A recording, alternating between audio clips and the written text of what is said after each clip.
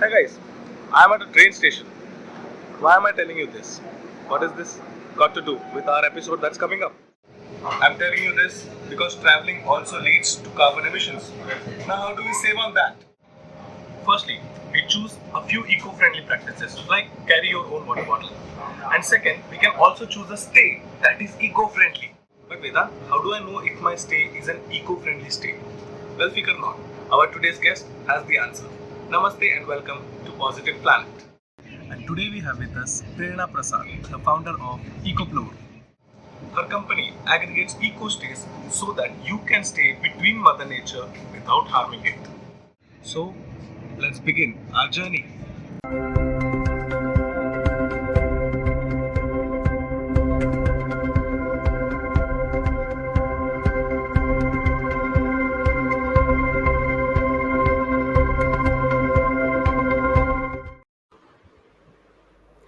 Hello, Prerna. Welcome to the Positive Planet. Thank you, Vedant. Thank you for the invitation. Let's get started. My first question is the very usual one that you might be hearing anytime someone meets you. Why Ecoplore? What's the solution? What are you exactly trying to solve with this problem? I started my career as a journalist, also did activism and politics. And by doing all that, I realized that if I wanted to create an impact in the society, I have to do something where the control is in my hand. And that's why in 2016 when I started Ecoplore, environment was a subject which very few people were working upon. Sustainability was not a buzzword then. It Hmm. was either activism, some protest happening for environment conservation, or maybe some journals and academic writings. I chose to be an entrepreneur, and I wanted to work in the field of environment. And I love travel. So, combining my love for travel and the interest to protect the environment, I started Ecoplore in 2016. And what is the problem with the current stays, the current Airbnbs and hotels that we find? How do they impact the environment, and why the Ecoplore solution makes more sense? If you talk about any popular nature based destination in India like Shimla, Manali, Ooty, Masuri, um, if you go there right now, it is a concrete jungle. The mountains have been cut, the forests have been destroyed, the waterfalls, rivers have been um, uh, uh, they have dams have been constructed on them, and a lot of other ways of creating pollution. The idea with which Ecoplore was founded was to protect the serene destination which we are still left with. So we cannot do much about the existing destinations which have already been destroyed, but the upcoming destinations or places which are being explored now or will be explored in future, the idea was to do sustainable tourism over there so that we can protect the natural beauty, the serenity, and at the same time enjoy the nature over there. All right. And then what should the current hotel chains who are, situated between the mountains or, within the forest, is there something that they can do to reduce their footprint? Yes. One is like a structure which is already standing for around 10 years, 20 years. We cannot bring them down and make it sustainable building, but we can add sustainable measures to them. So these structures can have rainwater harvesting, waste management, composting, no or very limited use of plastic, no use of disposable containers, and a lot of other solar panels. They can have terrace farming. They can grow vegetable in whatever limited area of land they have. They can add trees, add as much greenery as possible. And today we don't just need the land to add greenery. We can even do like balcony plantation, terrace plantation, and a lot of other ways. So they can add these sustainable measures to their existing structure and make it more eco-friendly and pro-planet. Interesting. You mentioned one thing on your website, that your properties are situated within like forest areas near to waterfalls. surrounded by serene natural surroundings. But then, given the question here that if we start building more eco stays here, wouldn't it eventually hamper the sustainable part of it again? Yes, I completely agree with you. And that's why, so these days we get a lot of queries about people wanting to construct a mud house or a local architecture. And the first question which comes to my mind is that even a local construction is adding to carbon emission and pollution of that area. So the idea is that ideally want to either, like, if there's a old structure standing over there, the best thing is to renovate it and use it so that you don't do a new construction. The second is like, we have to choose between two necessary evil. So one is that you, because we cannot stop people from constructing. So if there is a hotel being planned to build in a particular area, there are two options: either you go for the regular high rise multi-storied concrete construction and create a lot of carbon emission, or the other option is that you build a mud house or a stone cottage or whatever local material can be. So you have to choose between the two necessary evils. So that's the only thing I feel. Okay. Otherwise, personally, we encourage people to revive the old structures which are already existing. Okay. You have a property called One Bhoj in Delhi NCR region. It's a mud house. So tell me something about that. So Vanbhoj is a living sustainability museum. It was home to architect Revti and Vasan Kamath, who are pioneers in sustainable architecture and mud houses, mud architecture in India. And they started working on sustainable buildings 40 years back. So they have made tribal museum in Bhopal. They have made five-star, seven-star resorts all out of mud. They have made wellness centers with mud, especially. So this was their home, where they lived for almost more than 25 years till they passed away. And in 2022, we opened the house for public visit, for people to get a understanding or to get a glimpse of the benefits of living in a local architecture or mud houses. And within Vanbhoj, we have a forest which has a lot of biodiversity. So we have porcupines, nilgai, peacocks, woodpeckers, nilkant, and a lot of other birds and wildlife inside our small campus. So one message which any visitor who gets after visiting Vanbhoj is that if we adopt the right sustainable practices, everything is possible, and we can fight against climate change. So it is just about adopting the right practices. Shifting to the tourist side of your business. All right. So tourists generally, when they travel, they tend to be carefree. They don't actually have in their mindset that they are might be harming the environment or something of that sort. So what are some strategies adopted by properties under Ecoplore to manage this kind of situation? So, when we talk about tourism, we always try to focus on the properties or the hotels. We always focus on how the hotels should be more responsible, more hygienic, more safe. But we hardly talk about the customers or the guests, like how their behavior and their mindset should also be evolving with time, because we have very little serenity left with us. So, what our hotels do is that there are some small steps. For example, we don't serve water in plastic bottles. So Okay. we motivate the guests to drink from the RO water or the mountain spring water which we get in the mountain areas. Then we don't serve food in single disposable cutlery. We always serve it in reusable plates. Then we try to avoid use of plastic. So if a guest is bringing, maybe they have chips packets or other kind of plastic with them, a lot of our properties request them to take back the plastic with them to the place where they are coming from, because it is still, like in metro cities we have municipal corporations to manage the waste, but in mountain areas or in remote places we do not have municipal corporation over there. That's why the mountains are now getting full of litter. So these are like some small measures which the hotels request the guests to follow.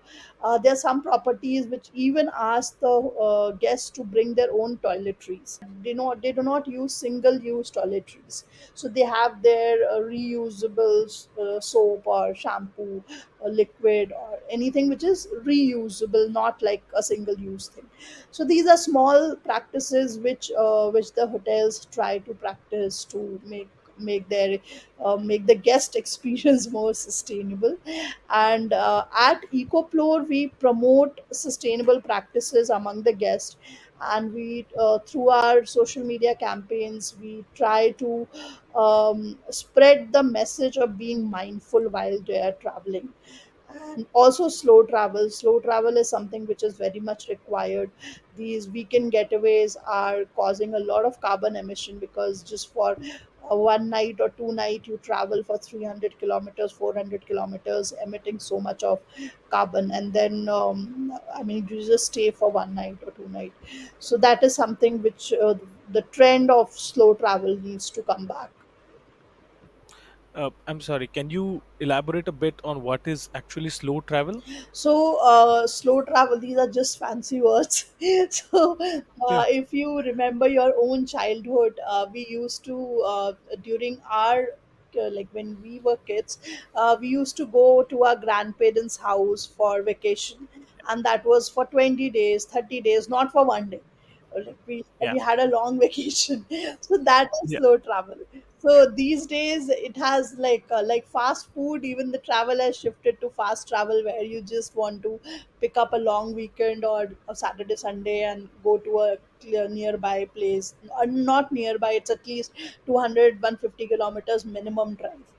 So, slow travel is where you can compile all your holidays and maybe plan for a vacation which is at least 10 day, 15 days, so that you just don't keep on emitting carbon in your transport all the time. Okay. All right. Coming back to the tourist thing, what has been the tourist feedback when you tell them that these are the practices that they need to follow? So, initially, when we started, we used to talk a lot about sustainable practices in our social media post and everywhere. And and till COVID, we were taken as if, like, a lot of people used to think we are a NGO trying to create awareness on environment. And literally, I still remember we had posted sometime asking people that, what do you think Ecoplore is it a travel company or an NGO, or some other one, two, three options were there. And maximum people said it's an NGO, because all our posts were about saving water, about solar panels, and a lot of other waste management. So finally, we realized that we need to make it more experiential, focus on the experiences which the guests would get when they choose our properties. And I mean, now what our focus point is, that when a customer goes to a property which is following all the measures, which has solar panel, which has local architecture, which do composting, so on a subtle basis, like when they are exposed to that environment, there is some kind of subtle message which enters their mind, and they get inspired, and they come back. When they come back to their regular life, they can practice some of them in their own lifestyle. And one bhoj is like the epitome of that. Purpose behind opening one bhoj is to motivate people to follow sustainable lifestyle. So we have had examples where there have been guests who have had, like, they have done repeat travel through our property on, like, two times, three times. They have gone to different properties of Ecoplore. And I remember one of our guests, when I went to their house for the first time, they hardly had any flower plants in their house. But when they returned back from their holiday, I think from the second holiday, I saw, like, her entire balcony, the house, everywhere it was just plants. So people do get inspired, and then whatever they can, they practice in their own life. And one other, the kind of customers we get mostly are also those who are already on their journey of sustainability. So because they're already aware, they can. learn about new practices which they can follow and add them more in their lifestyle. Talking about the practices, so we have the usual ones: don't litter around, don't throw here, don't waste water.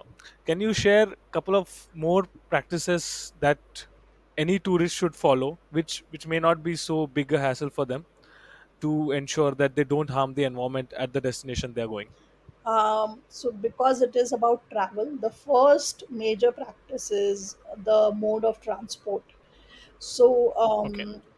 we not many people know that flights emit the maximum carbon in comparison to all other carbon emissions which we have in our lifestyle.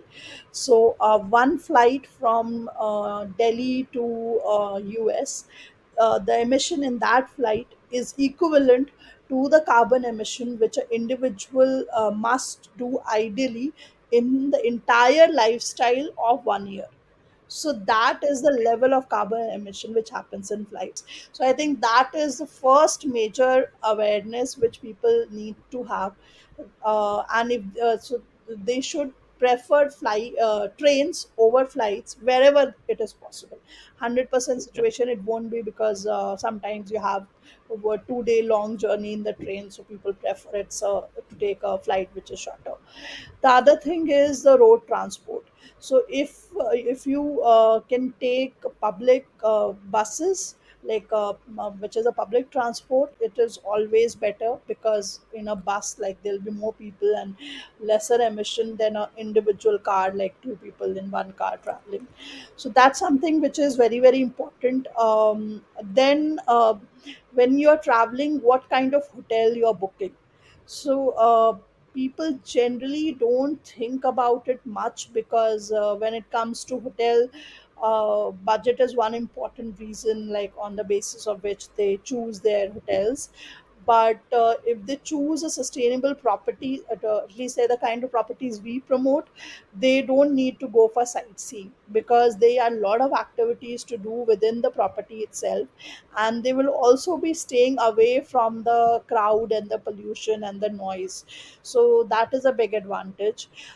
From the food perspective, when one is traveling to a remote area or any destination, they should try to prefer going for a local cuisine rather than the usual dal makhani or paneer or chicken what they have in the cities.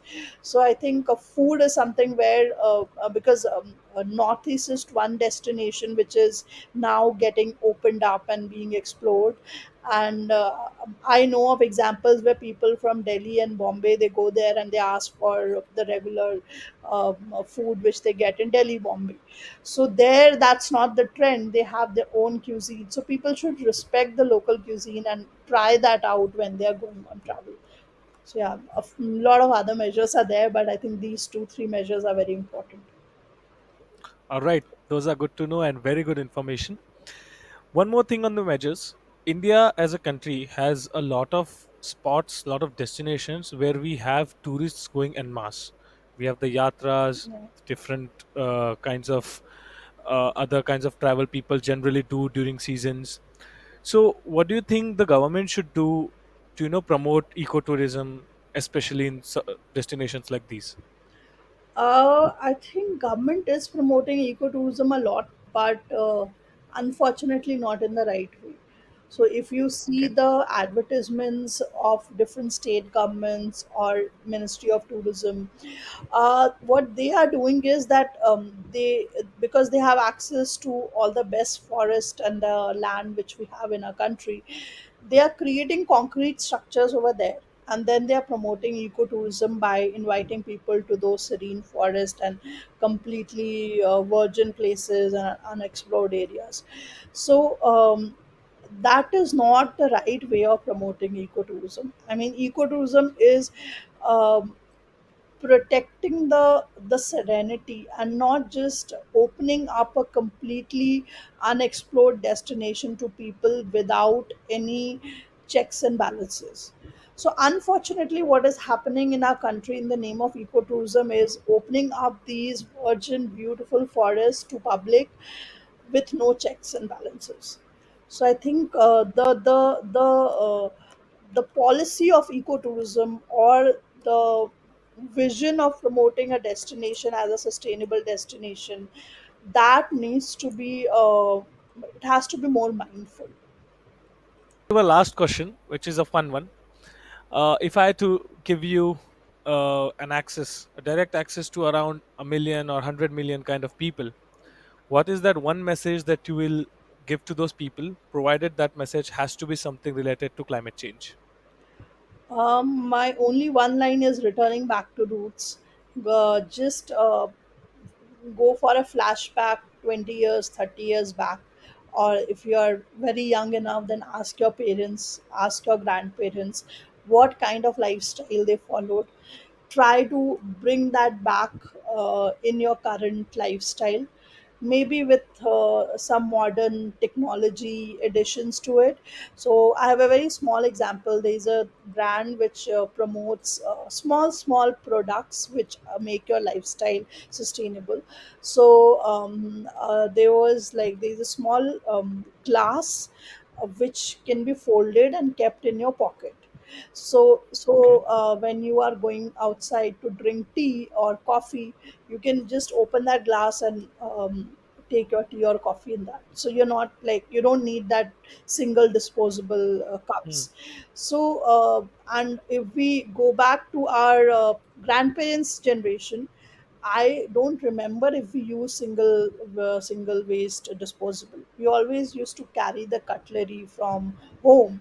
So it is just about going back to your roots and rediscovering the measures which was followed then and bringing it back in the current lifestyle.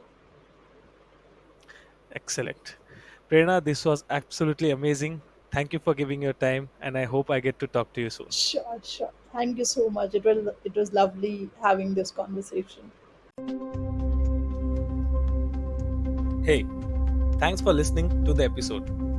Please let me know your feedback and do share it with someone who might like it and is hopefully inspired by it. Positive Planet is dedicated to amplifying ideas and solutions that create a better world. So, if you know of any such idea that I should cover, please let me know in the comments or ping me on Instagram. The links are in the description. Most importantly, if we want to make this planet a positive one, we must stay together. So please be a part of the Positive Planet community and subscribe to this podcast. Thanks. See you soon.